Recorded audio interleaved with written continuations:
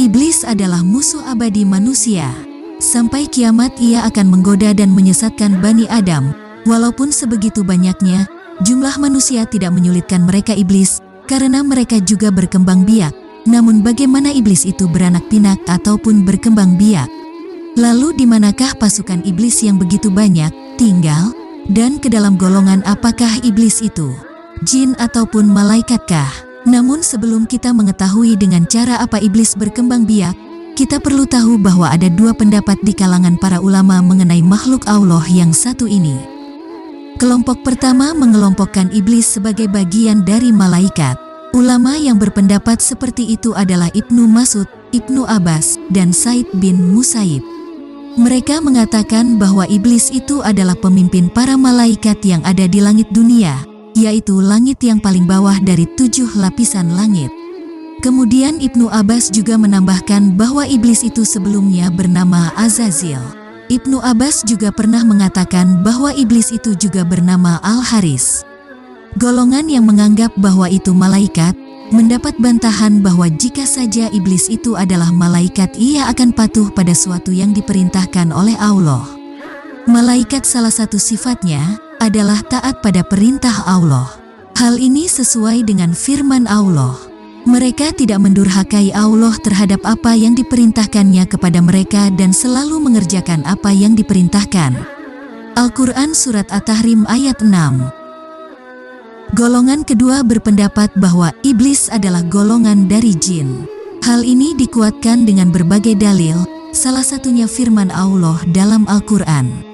Allah berfirman, "Dan ingatlah ketika kami berfirman kepada para malaikat, sujudlah kamu kepada Adam, maka sujudlah mereka kecuali iblis. Dia adalah dari golongan jin, maka ia mendurhakai perintah Rabb-Nya." Al-Quran Surah Al-Kahfi ayat 50.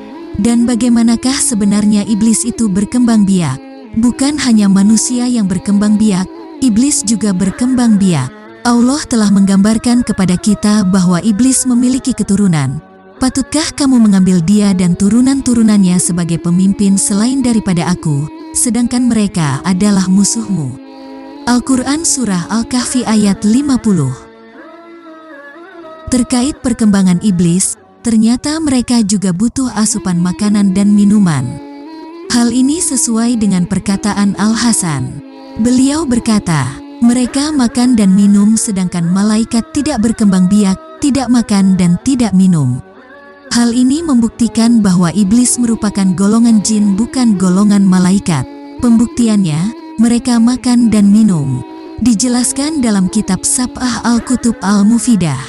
Jin, mereka makan, minum, menikah, dan melahirkan. Perkembangan jin dan manusia, jika dibandingkan adalah 9:1. Hal ini sesuai dengan perkataan Abdullah Umar. Sesungguhnya Allah membagi manusia dan jin itu ke dalam 10 bagian. 9 bagian adalah jin dan 1 bagian adalah manusia. Tidak seorang pun manusia yang melahirkan seorang anak, kecuali jin melahirkan 9 anak. Hadis riwayat Ibnu Abdil Bar, Ibnu Jarir, Hakim dan Ibnu Abi Hatim. Jika melihat perbandingannya, tentu saja jumlah mereka lebih banyak daripada manusia. Dalam penjelasan lain, dijelaskan bahwa jin khususnya iblis berkembang biak dengan cara yang lain. Iblis menghasilkan keturunannya dengan cara bertelur. Hal ini sesuai perkataan Ibnu Abbas ketika iblis diturunkan ke bumi. Dia menikah dengan dirinya sendiri dan membuahkan 4 telur yang terpisah. Di setiap sudut bumi diberi 1 telur. Jadi semua setan yang ada di penjuru bumi ini adalah dari telur-telur tersebut. Penjelasan terperinci mengenai cara iblis bertelur terdapat dalam kitab Tafsir Al-Qurtubi. Sesungguhnya iblis memasukkan farjinya ke farji dirinya sendiri, kemudian mengeluarkan 4 telur. Ini adalah asal keturunan iblis. Dikatakan bahwa sesungguhnya Allah menciptakan zakar pada paha kanannya iblis dan farji pada paha kirinya, dan iblis menikahkan paha kanan dengan paha kiri, maka keluarlah setiap hari 10 telur dan dari setiap telur keluarlah 70 setan laki-laki dan setan perempuan. Namun di manakah iblis dan keturunannya sekarang berada? Untuk menampung keturunannya, Iblis memilih lautan sebagai lokasi untuk istananya. Mereka memilih lautan sebagai tempat istana karena lautan adalah daerah yang sangat luas. Pembuktian laut sebagai tempat istana iblis terdapat dalam kitab Al-Bidayah wan Nihayah karya Ibnu Katsir. Beliau menjelaskan bahwa iblis mempunyai banyak tentara dan memilih lautan sebagai istananya. Singgasana iblis ada di lautan telah Nabi abadikan dalam hadisnya. Rasulullah bersabda, "Apa yang kamu lihat? Saya melihat singgasana di atas lautan yang dikelilingi oleh beberapa ular."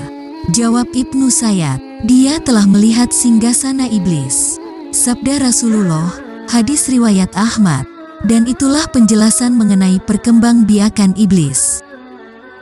Iblis juga makan dan minum bahkan melahirkan. Disebutkan bahwa iblis juga bertelur. Jumlah kelahiran iblis dan manusia memiliki perbandingan 9:1. Jika manusia melahirkan seorang anak, iblis beranak 9 kali lipat. Dengan jumlah yang banyak mereka meminta kepada Allah untuk diberi kesempatan dalam rangka menggoda manusia. Hal ini sesuai dengan firman-Nya. Dia ataupun iblis berkata, "Terangkanlah kepadaku orangnya yang engkau muliakan atas diriku. Sesungguhnya jika engkau memberi tangguh kepadaku sampai hari kiamat, niscaya benar-benar akan aku sesatkan keturunannya, kecuali sebahagian kecil." Allah berfirman, "Pergilah, barang siapa di antara mereka yang mengikuti kamu, maka sesungguhnya neraka jahanam adalah balasanmu semua, sebagai suatu pembalasan yang cukup."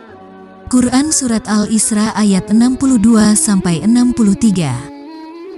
Dan inilah sedikit video tentang bagaimana iblis berkembang biak. Dan mudah-mudahan dari video ini kita bisa mengambil beberapa pelajaran penting dan juga hikmah yang luar biasa. Dan juga mudah-mudahan video ini bermanfaat bagi kita semua.